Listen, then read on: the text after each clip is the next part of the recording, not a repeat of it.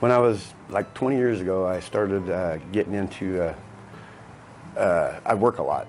So I was wanting to get in more energy so I could work longer because I had a family and everything. So I started taking cross-tops, which was just like caffeine pills or whatever. And it got to the point where I couldn't get them anymore. So a friend of mine introduced me to meth. And I started doing a little bit of meth at the time, and it was a weekend thing. And it made me have more energy, and I started working longer, and basically that was the reason I was taking it at the time. And it graduated from the weekends to daily, and I started doing it daily, and then I graduated to doing an IV use, and my God, it was downhill after that. 20 years later, I'm looking back, and I'm going, I always kept a glimmer of light in my life that I could see reality on the outside, but I couldn't reach it.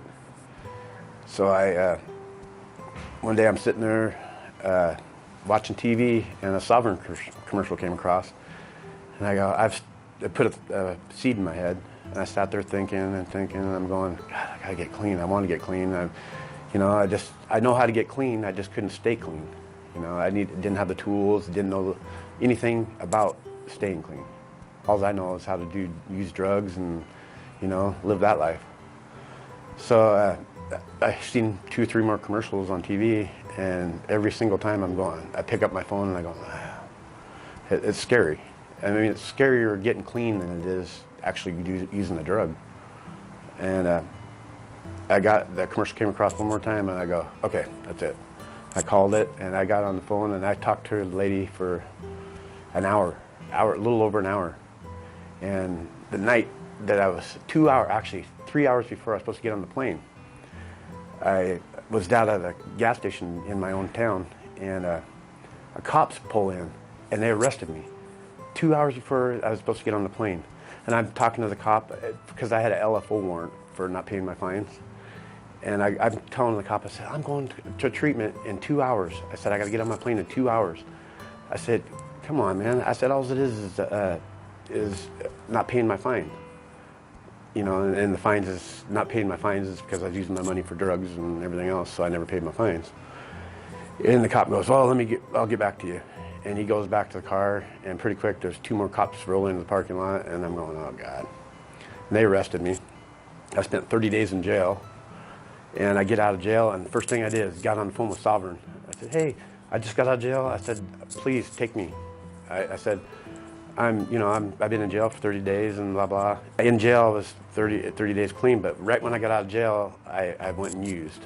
So Kim, I think, was the person I talked to on the phone. She goes, yeah, well, I can get you out of here in the morning if you like. And I go, tonight if you can.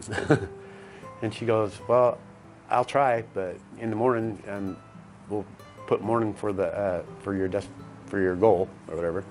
I go, okay. So I got all my stuff ready, and I'm ready that night, ready to go. And I called her. I was calling her like every half hour. Are you ready? Can I go yet? Can I go yet? And she goes, no, I can only do it in the morning. And I go, oh, that's fine. And I get down the plane, or just before I got on the plane, I used again, and I get down here, an hour layover in Phoenix. And while I'm there, I'm talking to my daughter, and my daughter's going, Dad, I'm so proud of you. You went all the way down there on your own, and it was pretty sad to me that I didn't realize how bad it was. Everybody, I didn't really know that. I thought, I was hiding it. I thought I was hiding it really good, but I wasn't.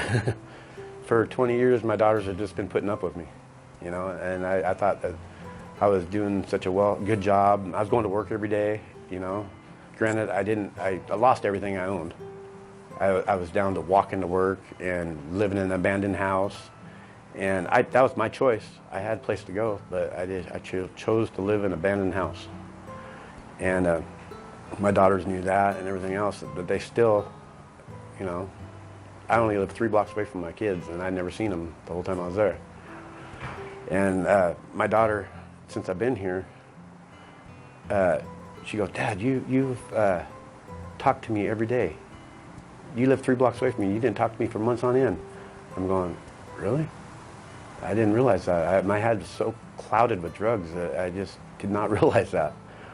And anyway, get back to the story.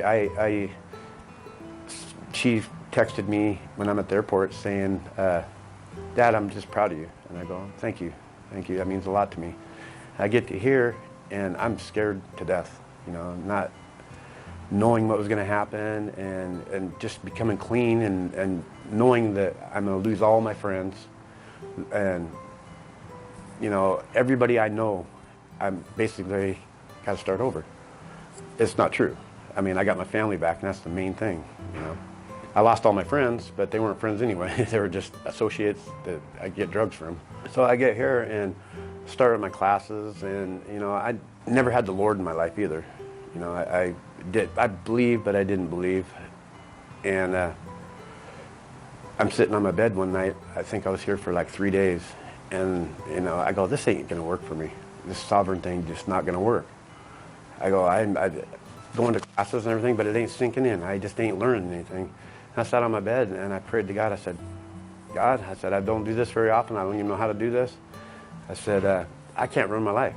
I've been here first 3-4 days, and I said, for 20 years I've been doing drugs out on the outside. I just don't know how to do my life. I don't know how to run it. I don't know right from wrong anymore. I said, you got to take and run the boat. I can't do it anymore. From this moment on, everything just started clicking in place. I mean, everything. I have had not a bad day since I've been here.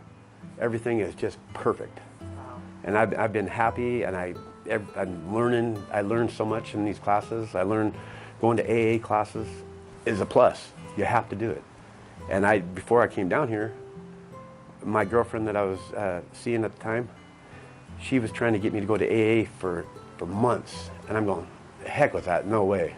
I'm not going to them, because I don't believe in talking to somebody that's used up drugs or alcoholic sitting in the gutter. Or, you know, I didn't believe in none of that. Now, I swear to God, you got to do it. It's a major thing that you have to do. And granted, you are going around listening to a bunch of guys in a group thinking and listening to their stories, but you might learn something from every one of them people that you're sitting around. And you do.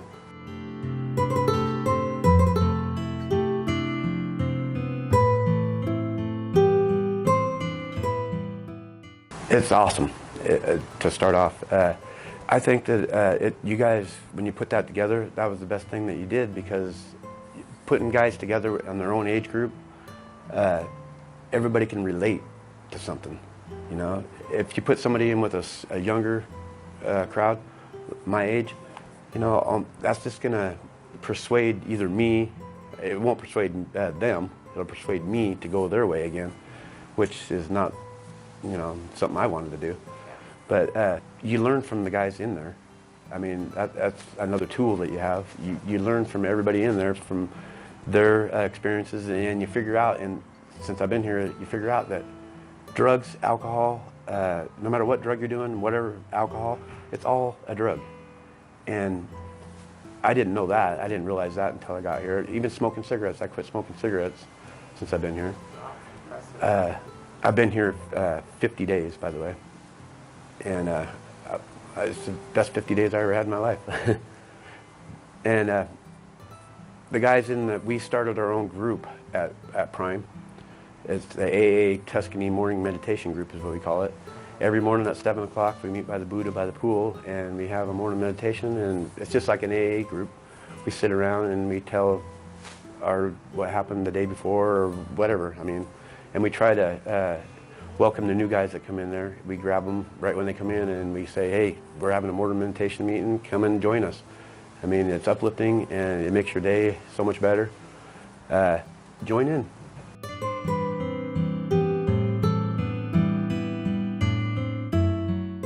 It's beautiful. I mean, every morning when I wake up, I open my door up, my room's right across from the pool. I swear to God, I feel like I'm in Maui or something. I see the palm trees, the mountains, the pool. It's just a beautiful scenery. And the house managers there are just awesome. They take care of your every need. I mean, I feel very pampered since I've been here. I mean, I don't have, never had a complaint since I've been here, honestly.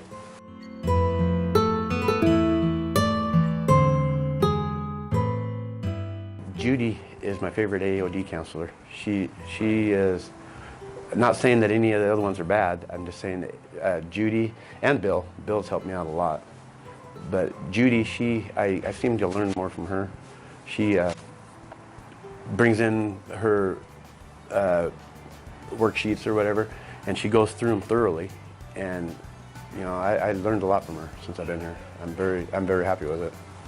And I've told her that many times. I said, man, I wish I could have you all day long instead of only 1 hour or 2 hours a day.